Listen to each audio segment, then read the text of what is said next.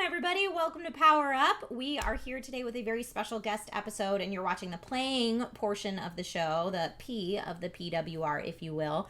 My Garrett and I are so very excited. I should do it this way. My Garrett and I are so very excited. Because we have Deborah and Woll here today. Hello.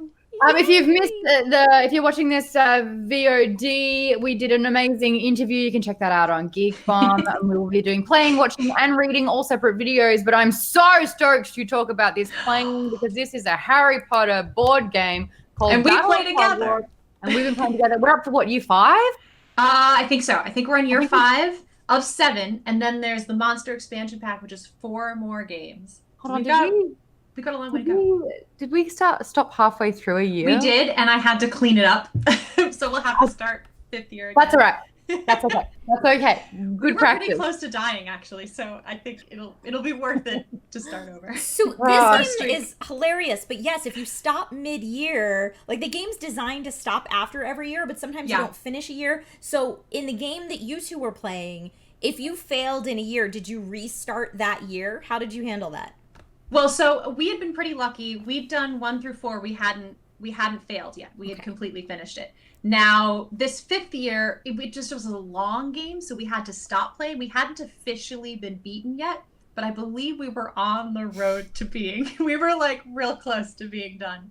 So it gets real hard from it gets the 5th year. really hard. The first like 3-4 levels are fairly doable.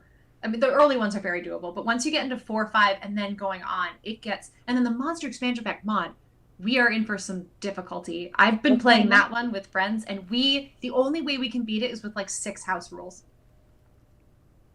So this game, I own this game too, and in my experience, the more people that you have playing, the easier the game becomes to complete each year. I'm playing with 4 people, and we still need 6 house rules in the Monster Expansion Pack. Wow! And even in like Game 7, we had to do things like stacking Hogwarts cards, or it's crazy. It gets real hard, but it's super fun. It's a deck builder with a collaborative element. Like there's a dark arts events that kind of play against you, a game mechanic that plays against you, and part of what I absolutely love about it is the theming, especially for an IP game, is very specific. So they didn't just take Harry Potter and like slap it on another deck builder. Like Accio, that card actually asks you to go into your discard and retrieve an item, which is what the spell Accio does. So I love that they really thought long and hard about how to make the IP work mechanically in the game. Now, I play deck builders. I play a lot of tabletop games, and I'll admit when we first played, there's quite a few moving parts, and I, was like, oh, one more time. But as soon as I got it, which, does happen, I really, really got it. The playable characters. I was teaching you to play it, so I own these games, but I uploaded them onto Roll20 using their system so that I could play long distance with my friends through COVID. So I was also trying to teach you a deck builder on a platform for which it was never designed to work. But honestly, like genius level stuff, and I was so impressed like that it was all just sort of like available there. It's doable, Yeah, I mean, we are in a lockdown, and that's the safest way to do it. And I'm obsessed with this game now. So you can play as Harry, Hermione, Neville, and Ron. I play as Ron. You play Ron. And then in the Monster Expansion Pack, they bring in Luna, so you can also play Luna. Fantastic. Okay, what's her strength? She's, again, more of a well-rounded character. She's got a little bit of everything in her starting pack, but I haven't actually played with her yet, so I don't know her intimately.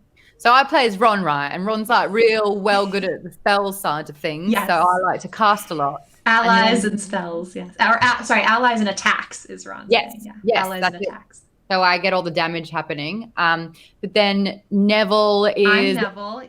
Yeah, he's a healer, so his whole You're Hermione. No. Oh, in your game. You're right. I'm sorry. I played Neville in my other ongoing game. That's right. I remember that now. With Hermione. So yes, Neville's a healer. Mm-hmm. Is his specialties, and then Hermione is a spellcaster and influence. So she helps make people rich so that they can buy more stuff. Yeah, and then Harry spells to build your deck. But what really put me up is when you select your 6 cards, 5. haven't played for a while, I know. you have to play all the cards Yes. every single round. And then when it loops back again, you pick them all up. But to kick off the round, you pick up a dark art card, and that has a negative effect. Yes. So you'll either have to discard, you'll take damage. You have 10 hearts all up. If you go down to 0, you are stunned, and you have to lose half your cards. And then meanwhile, the death meanwhile, token. the Death Eaters are putting control tokens on the location. So you're trying to defeat all of the villains before they can take control of the locations. It's tricky. My brother, his birthday is today. Happy birthday, Darcy. Happy birthday, Maude's brother. Yes. But Darcy sent us a list of things that he wanted, and it was all Lego, Harry Potter Lego. So he just wants Harry Potter Lego. And I was like, all right, I could get you that. Or I could get you Hogwarts Battle. And I was like, I have tried and tested this game. It is brilliant. But something that my brother in a way, not really, we were supposed to team up because he keeps making all of these tabletop whether they're card games or tabletop games. Cool. He's made about 3 or 4 different types of games, and they keep evolving because he keeps challenging himself. And I was like, if you make the game, I'll run the Kickstarter and I'll help market the game, and we can actually start a tabletop sort of like company. How amazing would that be? I've got a friend on it as well. Yeah, the independent like board game, tabletop game market right now is really creative and cool. I don't know if anybody's making any money or not, but there are games coming out all of the time that just blow my mind with how artistic they are, how unique they are. So it's a really cool space, I think, to start playing in, especially right now where, you just want to stay at home and do crafts. So why not? Yeah. Maude, if you're serious about that, you need to talk to all of our good buddy Ivan Van Norman. Yeah. Because that's the career path he took, was from being like professional DM and GM to creating his own games, and now having a whole company that's what they do. That's amazing. So hook up and we can make your brother's games and it'll be awesome. He's had a couple where it was like there was like 158 cards, and I was like, buddy, this is a really, really cool game. But they're a lot of. It takes like half an hour just to set the game up. Oh, interesting. But I have a feeling because of that, and because we play a lot of tabletop games and especially card games, my family growing up, we learned how to play poker, but like hearts, rummy. What are all of those ones? Hand and foot canasta. I love hand and foot canasta. Is one of my favorite games. That was my mom. So fun. My mom did that one. Yeah. What are the ones where you need the trump cards? We play bridge. 500. I don't know how to play bridge. So we would play all of these card games as a family. I have a feeling, Darcy, if you're watching this, because I told him I would send him this video afterwards. If you're watching this is part of your birthday present. I really hope you enjoy Hogwarts, Battle of Hogwarts. It is amazing. You can play it 2-player, so you and Catherine can have like game nights. That's the only way that I play it, is my husband and I play it 2 players, and that's why I'm like, it gets so hard so fast when you just do 2 players. In fact, this is the game that my husband and I brought with us when we went on our baby moon. Like when I was preggo and we needed something to do on our baby moon, we brought this game and we played a ton of this game. It was so fun. Well, that's so interesting because I can see why it would be hard, because like between Neville, Ron, and Hermione, they are so specified. You're kind of like, well, what do I give up? Whereas Harry, we always think of him as being the weakest of the 4 characters because they try to make him well-rounded. He does a little of everything, which means he's kind of not good at anything. But maybe with a 2-player game, maybe he's clutch then.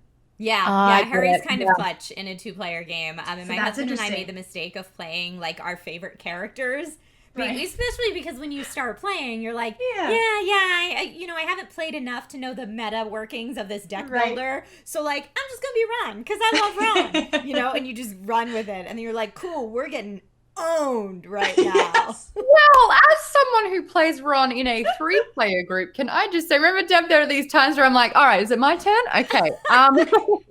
I play this card, which pulls up 2 ally, which means that I have an additional 3 casting damage for this one. And because I killed that person, I get another extra 2 life. And then like by the time I'm done with my turn, it's like, all right, well, I did 9 points of damage. You healed for 2. You healed for 2. And I guess we wiped out 3 enemies. I mean, that's the fun thing about, a really well-built deck builder is you get those daisy chains. where like if you get cards that allow you to draw more cards than those cards, then you have your every birdie bots that like gives you attacks for every ally you have, that are polyjuice, that doubles it up. So you start getting like these chains where if certain cards come up at the same time, you can have a really intense run.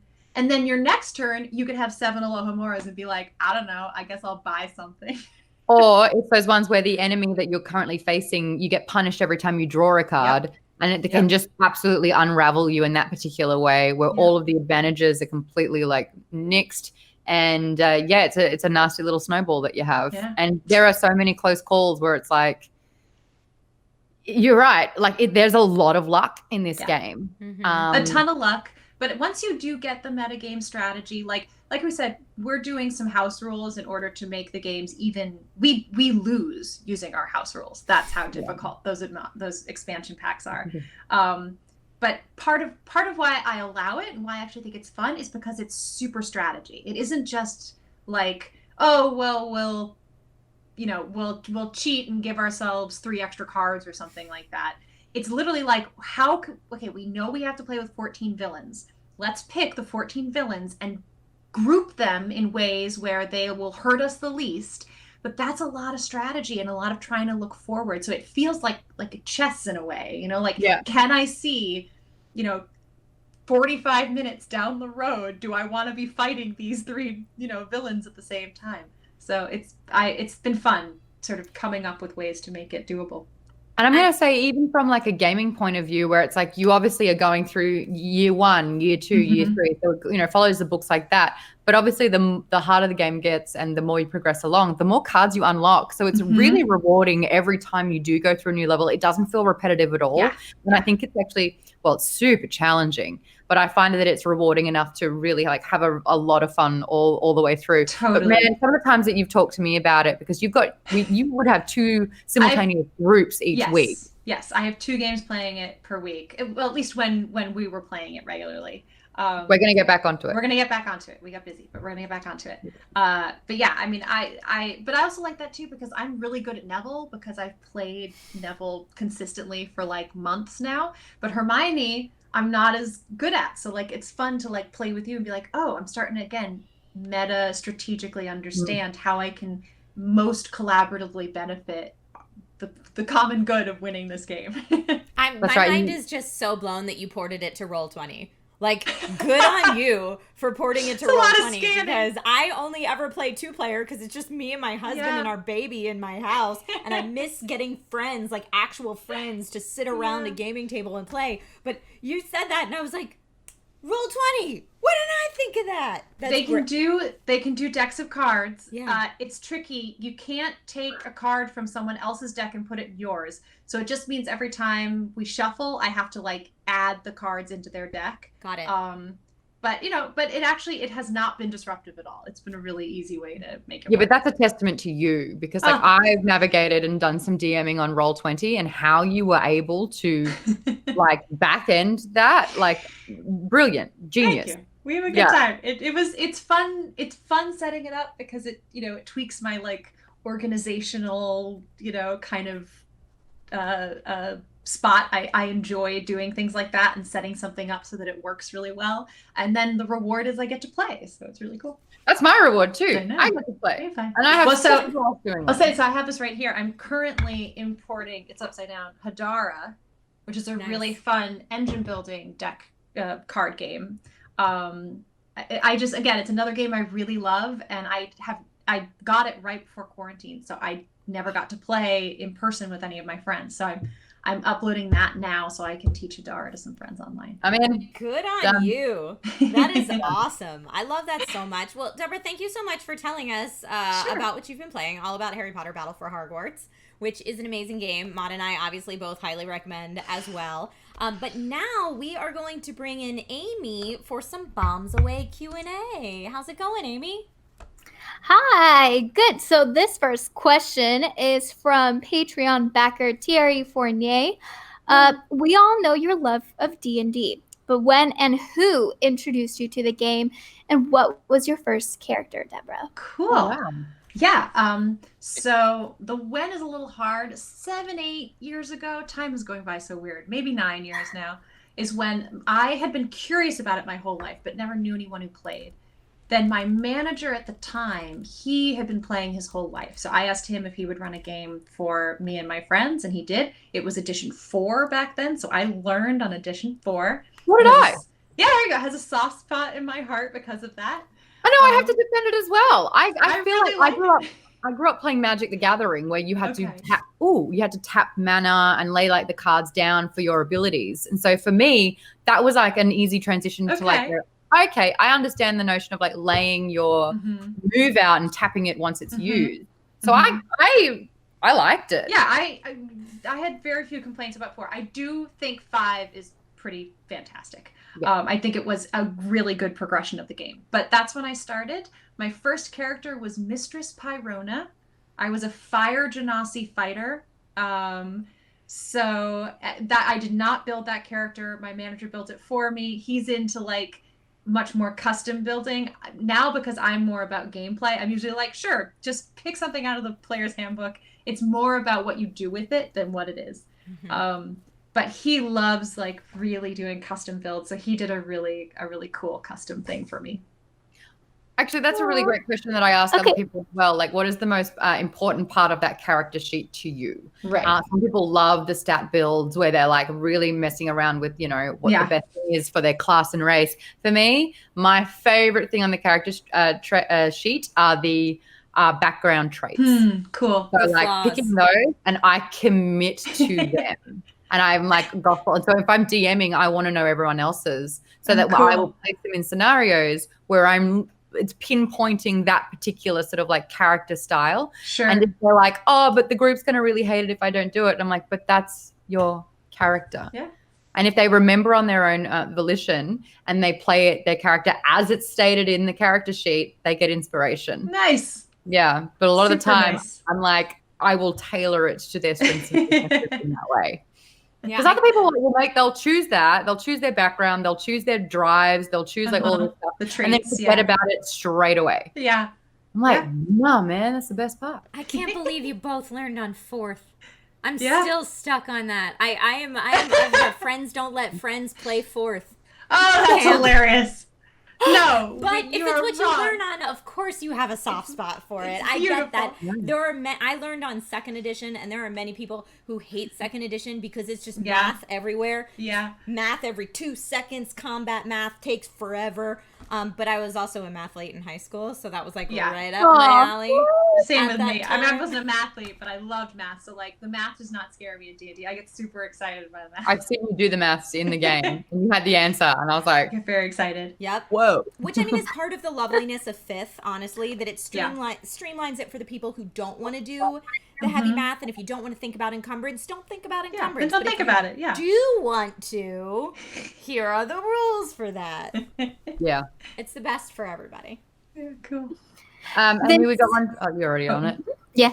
This question is from Twitch viewer Classy Librarian. What have you learned about yourself through role playing that surprised you? Ooh. Oh, that's a really excellent question. Yeah, good question, Classy. Yeah. There's something that I've learned about you through gaming with you. Oh, okay. Well, you answer it for me then. Perfect. No, I want you to, obviously, I'm not stealing it from you, but I think it's really, like earlier when I said as a DM, like everyone has a different way that they play D&D. Yeah. And I, with our group, everyone plays it very uniquely as well. When we get in, and as soon as the session starts, Deborah is gone, Kiki is in. And I like to game like that as well. Yeah. And if a lot of people don't like really relish in that role play aspect, it can be really embarrassing when you're like all of a sudden when you're doing the voice and everyone's like, why is she talking like that? What's not here? Like, and it's like, don't get mad at Maude, get mad at my character because that's who's doing this now. Like separate the two. And I really, really appreciate and adore that about you, where it's like, thanks. Even when you're navigating the movie, you're like, well, I want to look over there. What's in the bush? And I'm like, fantastic. Because other people will always play in third person. Oh, yeah. Some people feel safer in third person with it. Yeah. Nah, first all the way. So that's what I learned about you. And I was like, yes, she gets it. I think I without getting too like drag everything down and get too personal about it. Being a kid was really hard for me. And I don't think when I was like 12 or in that like ripe age where most kids start playing D&D and start engaging with that stuff, I thought that I was not a very likable person. And so I had a lot of fear and judgments about that young girl. And I didn't really ever examine it very much. What I love about playing Dungeons and Dragons is that it lets me be 12 again in a way that's really supportive and positive. And it allows me to make positive associations with that side of my personality, the side of my personality that wants to do a funny voice and doesn't like drinking. You know, like I don't play D&D drunk. Like it's not a party game for me. For me, it's like, how do I get in touch with my inner child and say, hey, I think you're cool. Even though no one did back then, that's back then, you are cool. You know, 12-year-old Deb rocks. And I want to be that for everyone that I play with. I want everyone that I play with to go, oh, I feel like a kid again, and Deb thinks I'm cool. Or, you know, the world thinks that's cool. So I think that's what I, in a like oddly profound way, learned about myself, that I'm cool. The, you know, young, like, preteen Deb is all right, you know. 100%. Yeah. Oh, you're one of my favorite people to game with, without a doubt. Yeah. Thank you for sharing that, though. That was a great question, great response. Great question, yeah. Yeah. That's everything, right? That's all. Mm-hmm. That's both the questions. Alrighty, that's power done. Flower. Well, that's what. That's sure. The playing of power. The playing of done, power, not the whole. That's power. what I did. I was like, how did this word come out of my mouth? I was like, the whole show's not done, Maude. But yeah, stay tuned, everybody, because we'll be right back with watching. Hang tight.